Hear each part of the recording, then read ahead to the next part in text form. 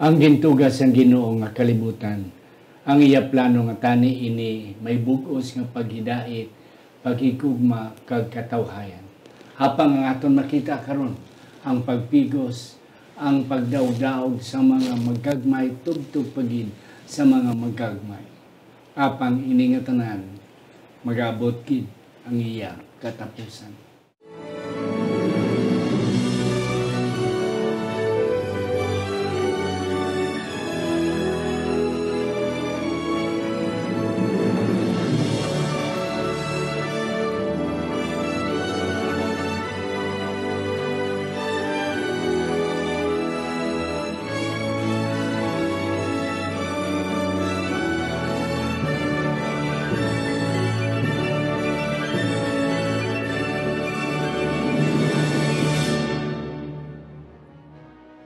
Ang pagtuon subong semanal nga pag-usisa, pag-review, pagtuon, pag-sitting sa aton nga leksyon sa eskwela sa Batika.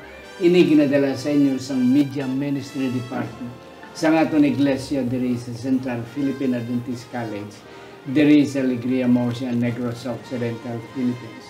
Isa ini kahiligaynon o kon inilunggo nga version sa aton weekly Sabbath School lesson.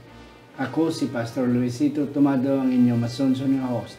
Kagari ang akong duwa ka mga resource persons, mga kauturan nga permi na ninyo ni sila makita. Ang una, si Sir Matt Ligria, isa sa aton mga graduating students diri sa School of Theology nga halin sa Kalinog, Iloilo. Sir Matt, mayong adlaw. Pastor, kagdok, mayong adlaw man sa ating mga kauturan nga masunod nga nagasubay pa sa sini nga programa, kabay nga ang balaan nga espiritu magaupod sa aton samtang kita magatuon agud nga kita makaangkon sing paglaom sa tunga sa sining kagamo sa sining kalit. Yes, thank you gid Sir Matt. Ang ikadua si Doc Pastor Rafael Carado, siya ang aton nga dean sa School of Theology diri sa Central Philippine Adventist College. Doc, mayong adlaw sa imo. Mayong adlaw man Pastor, Sir Matt, upod sa aton nga mga tig palamati sa aton nga programa. Ako naghambal padayon nga i-share ang aton nga YouTube link para nga madamo pagid ang mabless no sa aton leksyon. Yes, and that's correct. Doc Carado and Sir Matt, ari na kita sa lesson 5, The Nations Part 2. Para ini sa Abril 26, tubtob sa Mayo 3. Sa hindi pa mga kauturan, magbasa si Sir Matt kag salom kita sa aton nga pagtuon mga kauturan. Idukota ni aton mga ulo. Sa sini nga tiyon ginuyari kami nagapalapit sa imo una bes nagakilala sa imo pagka-Dios. Kinatugyan namon ini nga pagtuon kabay pa nga amon ikaw mahangpan kag amon man tunan sing medyo maluid-id ang propesiya kung ano ini kag kung paano ini namon hangpon. Salamat sa imo pagsabat sa amon pangamuyo sa ngalan ni Ginoong Hesus nga amon manunubos. Amen. Yes, Sir Matt, ang aton sadsaran nga teksto. So makita nato ang aton sadsaran nga teksto sa libro sa mga Salmo kapitulo 46 bersikulo 10 nga nagahambal, magpahimuyong ka kag kilalaha nga ako amo ang Dios. Pakataason ako sa mga pungsod, pakataason ako sa duta. Yes, and that's it. Doc Raff and Sir Matt, kadamo sa mga school of thought, mga ideya, mga haka-haka, nga ang Ginoo daw plano, yagid nga ang tao mahulog sa pagpasala. So, agud to, nga mapakita iya ang iyang pagka-Diyos, kag ma-sacrifice siya to prove to the world nga hindi siya ang Diyos, kag siya lang gid ang salaligan sang tanan sa kaluwasan sang katawhan. Hindi iniyos to. Yeah. It was not the plan of God nga ang tao mahulog. Ang iya gid nga plano ang tao ya wala gid sang katapusan nga kalipay. That's why amo ni nga iya gin hatag ginpadala iya nga anak for man to be reconstituted, to be brought back to the Lord. Kag ang papagilas na sa Ginoo. Yes, Doc, ano pa gid ang aton nga introduction ngay muna sa puan diri. So sa likod no sang sina nga mga panghuna-huna ang aton nga memory text, balik ko sa memory text, no, Yes. nagahambal nga ang Dios hindi nagapabaya sa iyang mga katawhan. Padayon siya nga nagahandom nga kabay pa makilala ang iyang nga mga makilala siya, no, sa tanan nga mga napungsod sa tibuok kalibutan.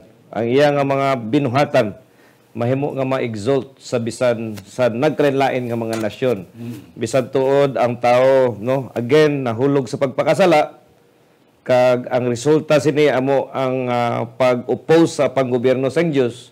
Ang Dios hindi gid magpabaya sa ila. Yes, and that's correct. Yes, Sir Matt, ano yung So, ako nakita diri pastor nga sa lain ba ina nga isa ka idea nga ginplano sang Ginoo nga mahulog ang tao aguto nga iya luwason. Tungod nga ang Dios naton gugma gid kag ang iya nga desire is always mga kita nga always all the time never did once nga ginplano sang Ginoo nga masakitan ang tawo. Subot silingon ang aton nga sitwasyon subong ya wala gid niya bisan isa ka porsyento nga ginplano sang Ginoo ma-experience ang ini. So isa ini ka dako nga trahedya kag aton makita ang response sang Ginoo sa sini nga trahedya nga iya mismo ginsakripisyo ang iya nga kaugalingon agud to nga luwason kita sa sini nga klase sang trahedya. Yes, and that's correct. Even though, sa pagka-omniscient sang Ginoo, nakita iya. Kay pagtuga ya, nakita iya na ang danger mo. Pero at least, wala siya naguntat sa pagtuga. Kaya iyan na iyang plano, iyan na iyang gugma. Pero may plano siya. And nadagdagid. That's why, na-fulfill ina nga plan of salvation. Yeah, Doc Rap, very first commandment. Ano ni ang imo din na kita man nga ginatawag ini very first commandment. So diri sa aton leksyon nagahambal sa aton nga ang una gid nga classroom, no, sang aton una nga ginikanan amo ang garden sang Eden. Kag ang Dios amo ang direct nga nagahatag sa ila sang edukasyon, nagatudlo sa ila sang kasuguan sang Dios. Kag ang kasuguan sang Dios actually amoy na ang foundation, no, sa iyang panggobyerno, gugma nga pag-response sa kasuguan. Apan aton nakita diri, no, sa aton leksyon na ang sa dira nga nagpadayon ang istorya, ang sugo sang Dios diri nga may gi-prohibit siya. Kag Sir Matt, ano ang gi-prohibit niya? Hindi ka magkaon. Yeah. Ang una nga sugo. Yeah. So, Sir Matt, akong punto bala. Kay ginsugo ya, hindi kidamo tanan makaon nyo except sini. Yeah. Nga mo naman. May pinilian ng Ginoo. What is really the intention of God, Sir Matt? So, makita aton do kung isa daw seemingly nga ma-question kita. Ngani. Kay ang kahoy nga ginbawal sang Ginoo, tree of the knowledge. Yes. So, pirmi naton gina-assume pastor dok nga the more knowledge the better. Yeah. Ito nga ang punggan sang Ginoo ang mga tawo si Adan kag si iba nga hindi magkaon sa to kay kahoy man to sang ihibalo.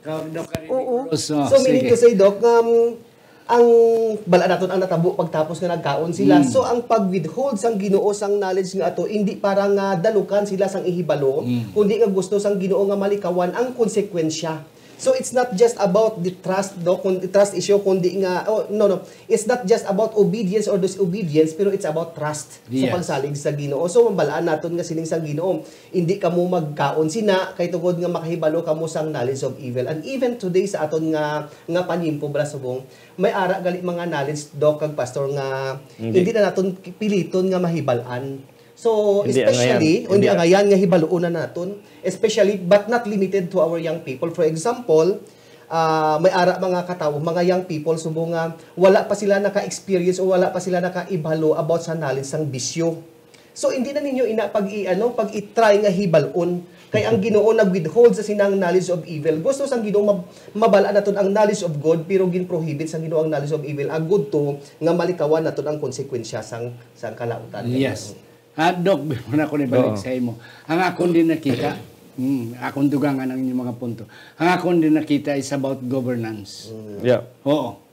Kaya sa 10 Commandments, ang number 1 is, thou shalt have no other gods before me. So, ang gusto sa Ginoo, nga hindi ka mo magtandog, ha? Para nga hindi ka mo makontrol sang kaaway. Kaya ang gusto sa Ginoo, hindi man siya ang mag-control, pero at least, ang governance, ara sa iya kiti siya ang nagtuga mo. He knows what is best for the creature.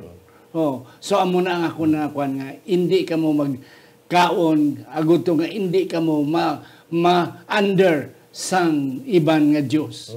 Ako lang gid so that at least the your welfare will be secured and you will enjoy throughout eternity. Yes, Doc. So sa sina nga governance no Pastor Mambal naton nga ang Dios lang ang nakaibalogin tani no. Yeah. Kung ano ang nami What nga is best. para sa tao kag may balance ang tao galing kay ang tao mapili man siya sang iya nga gusto.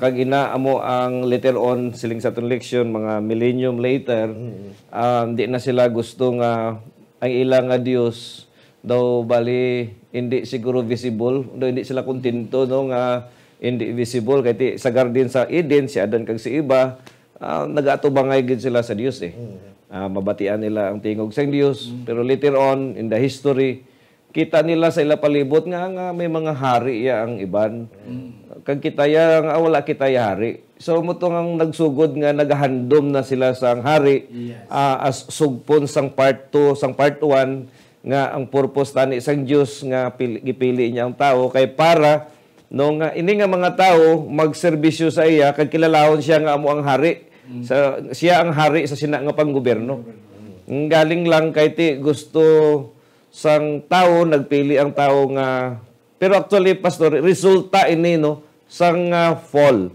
resulta ini siya sang pagkahulog ni Adan kag ni Eva hindi man ni siling actually nga that choice ang pagpili sang tao resulta ni siya sang iyang nadawat nga nature of sin halin sa pagkahulog ni Adan kag ni Eva nagsugod ang tao sa pagbiya sa pagpili sa Dios kag pagpili sa panggobyerno nga iya sa tao. Yeah. Kaya ti ang isa ka punto bala ang Ginoo mong nagtuga he is the manufacturer.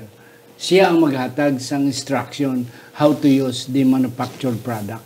Yes. Kaya muna ti gani may instruction kita bakal kita bag-o nga mga sakyanan may manual instruction kay ti sila ang nakabalo kay sila ang nagtuga mo sila naghimo ti amo man ang Ginoo galing kay ti ginkambyo sang tawo through Adam and Eve sa iban nga pagbulutan dito sila nagkuha sang instruction manual kaya amo man ni ang kwan amo man ni ang Israel tani ang Ginoo mo ang magdumala sa ila but they don't ila gi-reject ina nga offer sang Ginoo kag they demanded for a king and that's human king yeah. Kag ang leksyon nagambal nga sa dira nga ang tao nagapili pa sa Dios nagalagad pa sa Dios kag ang plano sang Dios sa ila ara sila tani sa ginatawag nga autonomous yes kana walang kagawasan sa ilang nga panggobyerno kagawasan sa ilang nga pagkinabuhi independence and then later on tungod sa ilang ang resulta no sa ilang nga pagpili sa hindi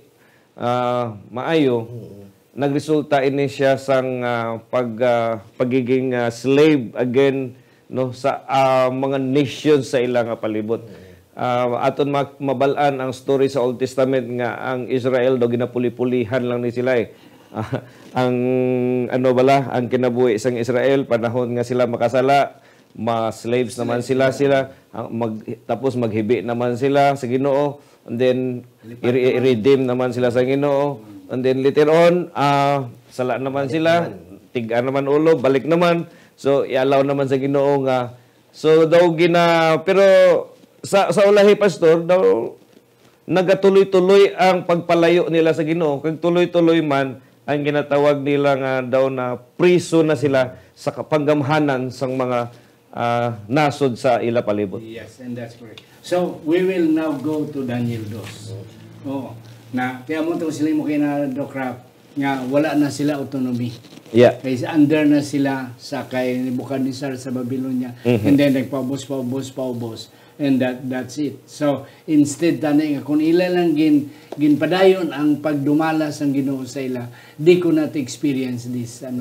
Yes, Sir Matt, anong nakita mo sa Monday? So, susubong ko lang ni Pastor na talupangdan sa atong lesson, nga ang mga images gali, no, or ang image sang mga metal sa Daniel chapter 2, naghahambal man siya gali about sa pag-decline sang characteristics sang behavior sang tao. So, makita nato din sa Daniel 2, halin sa bulawan nga pinakamahal nagkanto sa salsalon nga barato na asa sa uli nagkanto na gid sa duta. Wala. So wala na gid ya. So ang decline nga ini pastor no nagasimbolo siya sang moral and spiritual decay sang tawo nga sa pihak sang advancement naton subong sa science and technology sa palibot naton nga grabe nagikita ka moderno subong pero ang character kag ang human government na subong tama na gid ka corrupt kung aton taon bisan diri lang sa aton sa Pilipinas tama na gid ka kalaway sa aton. So nagaano lang ini nagapaabot lang ini sa aton nga ang human progression kun wala sa Ginoo kay nagrebelde man sila sa Ginoo malipasyon karado daw isa lang ina siya ka ilusyon. So nakita naton nga sang 19th century no damo nga mga maalamon nga mga tawo siling diri sa aton nga lesson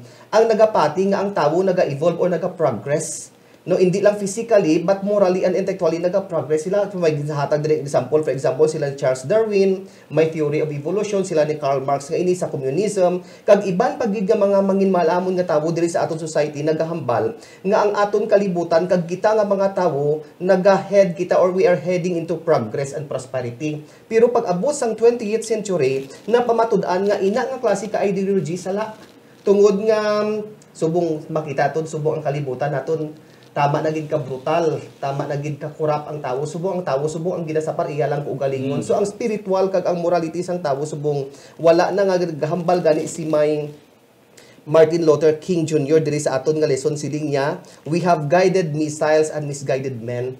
No kasakit bala pastor nga pamataan, but this is the reality pastor amoni. So ang akon diri siguro nga mahibilin nga take away sa aton nga Monday nga lesson nga naga-remind ini sa aton nga sa nga ang tuod-tuod nga pag-progress naton is not about better tools or more knowledge, but it is about being transformed by God. Yeah. So kung magpalayo kita sa Ginoo, imbis nga naga-progress kita, nagka-decline gali kita. So ang tuod nga pag-umwad naton pastor, amo nga ma-transform kita sang Ginoo. Amen. And that's it. And going back and return to the governance of God. Yeah. Kaya kung dito kita sa tao mo ng mga Udiyo, ang mga Israel, nagsalig sila sa ila ko galing ng governance. And that's it. Doc Rap. So diri sa Daniel 2, ang nakita ko diri ang number one ang consequence, no, nga from the autonomous country, autonomous people, nahimo sila nga slaves did na naman na under na naman sila sa Babylon.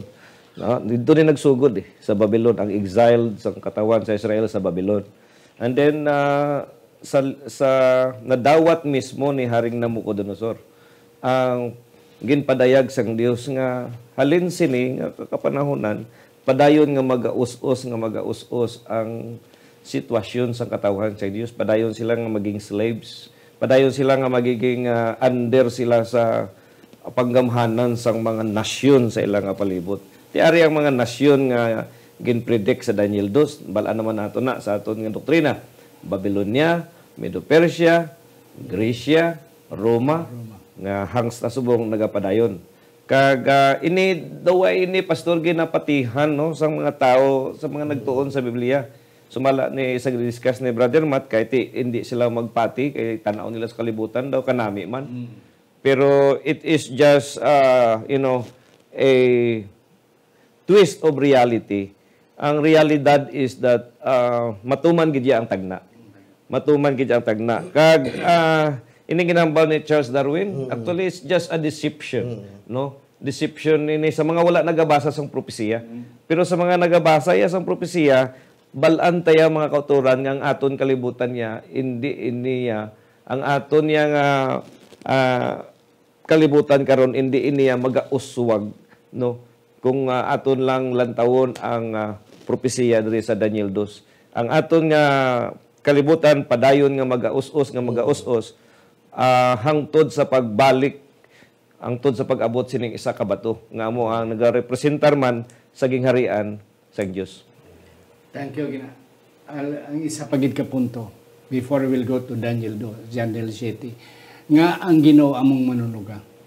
Yes. Going outside of the Creator's hand. Ang tao mudmud lang gid nga mamudmud. Amo ni ang mensahe, isa sa mga mensahe nga ginhatag sa Daniel 2. From gold to silver to bronze, iron and clay.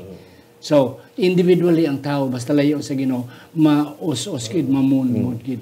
Ang gobyerno basta layo sa Dios, mamudmud. Yes, Sir Mac. Anong diferensya sa Daniel 2 kag sa atong nga Tuesday nga leksyon Daniel 7. So sa Daniel 2, Pastor, makita ton ang mga kingdoms nga gin-mention ni Pastor Carado Bagulang nga ginrepresentahan sila sa mga precious metals, no? Pero pag abot sa Daniel 7, the same kingdom ang ginhambal pero hindi na mga malahalon nga metal kundi nga mga mapintas na nga kaghaladlukan nga mga sapat. Diri makita aton Pastor bala diri nga sa may Daniel 7 nga ini nga ang beast, no, ang sapat nga ini nag-umpisa sa tubig sa baybay o kon sa sea nga nagarepresent sila sang kagamo sang hindi maayob lang nga governance, no. Tapos samtang giatulok ni Daniel ini nga sapat nagakadto siya sa duta, nagapakadto siya sa duta nga ang duta nga ini amo ni ang lugar nga kung sinin ang katawhan sang Dios nagapuyo. So this is a picture, pastors, nga ang problema sang kalibutan nangin problema sang Ginoo sang mga katawhan sang Ginoo kun i-reject kay gin-reject na gani sang katawhan ang Ginoo, ang problema sang kalibutan nangin problema Manila. So balaan naton ina ang rejection sa sumala sa ginhambal ni Pastor Carado kagina sa 1 Samuel 8:5 nga ang mga tawo nag-request sang hiila hari. Ang bala matagi kagi sang hari kaangay sang mga Gentile nga hindi nga gusto magdumala sa amon. So ang lesson nga nakita ako diri sini Pastor nga so since nga ginatagan sila sing hari, gindominate na sila ang katawhan sang Ginoo nga ara sa duta nga ginambal sa propesiya, gindominate na sila una sang Babylon, sang Medo-Persia, sang Rome, kag bihan pagid nga ginadomina. So ang lesson diri, the more nga ang katawhan sang Ginoo mag-compromise sa kalibutan, the more they fall under the control of the world. Amen. Dokra, kanami gid siya. So I think almost the same lang ang emphasis ng Daniel 2 kag Daniel 7. Diri lang sa Daniel 7 sa Tuesday ano lang ang analogy sang dagat kag lupa. Ang dagat nagasimbolo ini sang mga stripes kay kung maglantaw ka sang dagat daw wala sang Mabalod. katinungon. Sige lang ka alsa-alsa ang mga tubig, hangin, no. There is always movement. There is always movement. So nagarepresenta ini sang mga kagamo sa mga nasyon sa palibot sang kung sa diin ang Israel, diin ang katawan sang Dios sa siningang kapanahonan. Kag ini nagrepresentar sang mga nasyon sang Babylonia, nasyon sang Persia, nasyon sang Assyria, Egypt. Ini nga mga nakita ni Daniel no nga mga nasyon nga daw nakaabot pagid dito sa Little Horn. Actually ang Daniel 7 nakaabot pagid sa Little Horn, kag nakaabot pagid sa sungay sa mga Little Horn. Ito tanan halin ato sa dagat. Meaning to say, ang halin sa dagat Nagkadto sa duta. Nga magkadto sa duta, hindi gidya waay gidya katinungan ang utok sang mga katawhan sa Dios tungod ang mga tawo nga ari sini tungod sang ilang lokasyon. Pero may ara contrast kag ini amo ang ginatawag nga promised land naman. Ang land naman. Ang land naman niya nagarepresent naman niya sang katinungan. Nagarepresent naman siya sang lugar nga sa diin ang mga katawhan sa Dios secured kag tani wala siya na undergo sa chaos tungod kay padayon sila nga nagaserbisyo sa Ginoo. So ari pastor ang contrast no nga ang katawhan sang Dios mga kauturan akong nakita positive nga side ako nakita lang taon ko. Ako nakita nga despite nga ara ang chaos sa palibot, at the end of chapter 7 actually, wala siya nag-end sa chaos. At the end of chapter 7, it always end with the promise nga one day, God is going to finish, all of these chaos things. Amen. Kay ang Diyos amo ang magahari, ang iyang panggamhanan, amo ang magahari forever. Hindi ang mga nasyon sa ila palibot, parehas sa Daniel 2, Pastor. Yes. Before kita sa sand and between land and sea, ang ako nakita sa Daniel City compared sa Daniel 2, the same ang pagbulos-bulos sa mga nasyon from the greatest down to the lowest. Pero ang diferensya ako nakita, ang Daniel 2, ang pagbulos-bulos sa mga duta, sa mga kwan is na symbol sa image. Pero ang sa Daniel City, amo man, from Babylon down na bulos-bulos. pero simbolo sa mapintas nga sapat. Sa aton pa ang punto diri, daw matawhay diri ang Daniel 2, ang city away ang picture, ang gindipik away, ang pagkontrahanay, ang pagsumpunganay sang nasyon. Ang sa Daniel 2 siya, succession lang, wala gindefect ang away.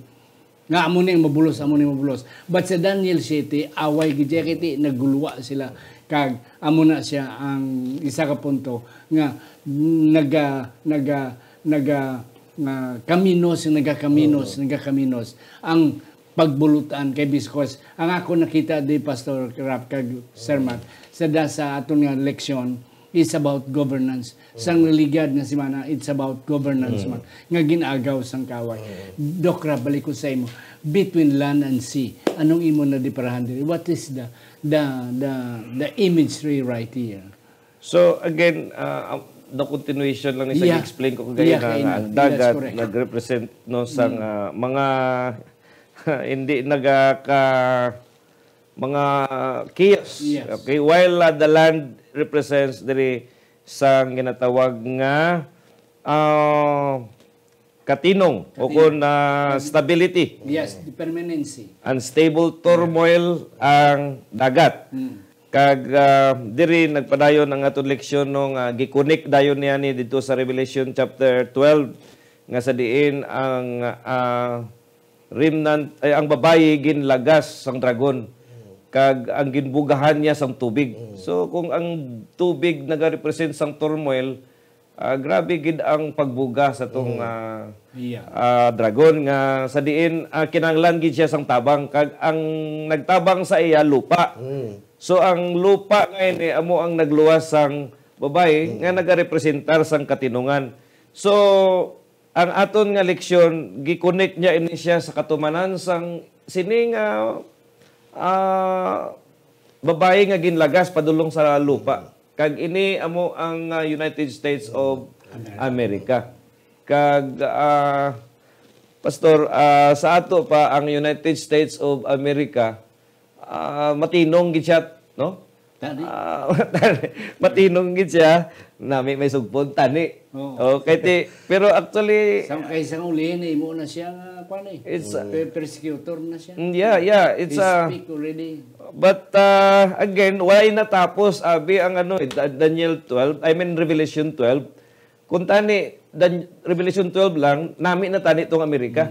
May Revelation 13 eh. Dito nagwa. Then Revelation 13, nahimo na siya nga lamb-like later on. So padayon Yeah. So sumpulan ko na. Sir Matt, yeah. So balikan ko gamay no nga ginluwas sang lupa ang babayi, ang church nga ginalagas sang tubig or sang dragon nga naghalin sa tubig, pastor. Kag ginbugahan sa sang tubig, so kagamo. So pag abot naman diri sa may 13 sang Revelation, may isa ka sapat pero wala siya naghalin sa tubig.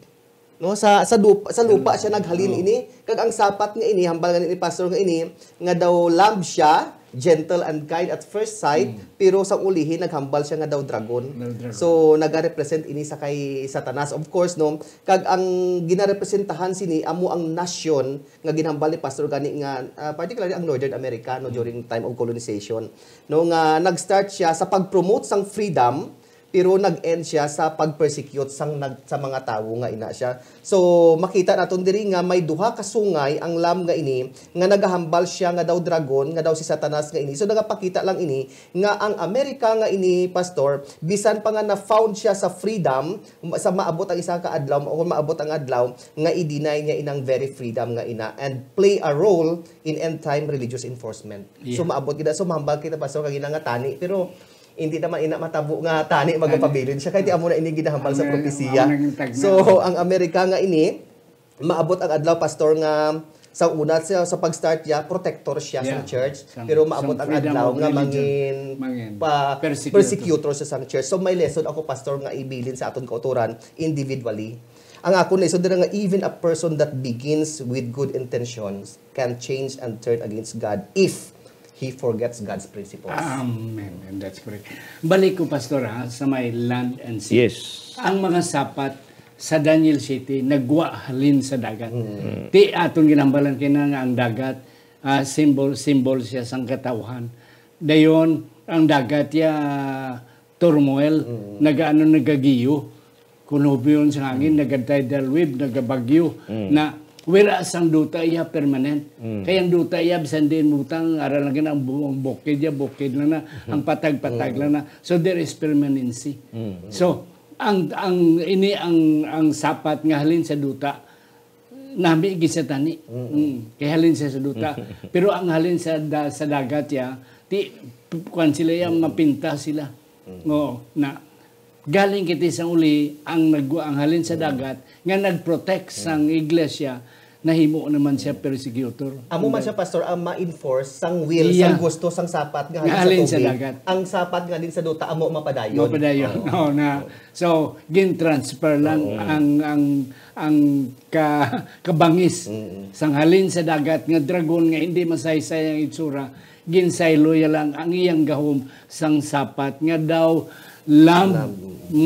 Pero sa uli nahimo na siya nga beast. May you have something, Pastor? Siguro, dali na kita sa Thursday, Pastor. No? Thursday, Pastor. Kag, diri sa Thursday, ang akon diri nga makuha diri is, daw, para sa akon daw, application in isang leksyon eh. Nga, in these last days, ang Remnant Church, gititulan ini prophesy again eh. The Remnant Church may susama nga tahas sa mga Israelites sa dira nga ginpili sang Dios, gihituga sang Dios ang tao, susama ang misyon sang Dios no para sa iyang nga iglesia subong. Nga sa tunga sang kagamo may ara nga misyon. Diri kuya sa misyon nga side B. Amo nang imo nga doctoral degree. Nga sa tunga sang kagamo ang Diyos way gapabaya, no? May ara siya misyon gyapon, trying to reach out ining mga chaotic world. Kita man ang Remnant Church, amo man ang katawhan sang Diyos nga ginpili sining ulahi nga mga adlaw. Kag nabutang man kita sa chaotic world, no? Ang pamangkot is maanod bala kita apil sa tubig, no? O kung kita bala makahimo man sa pagtindog, no? Kag makahimo kita sa pagpadayon, sa siling pa sa atong memory verse, padayon bala kita nga magadeklarar sang kamaayo sang Dios sa mga binuhatan sang Dios para ang Dios sa sining nga mga panahonan makilala kung sino siya. Amen.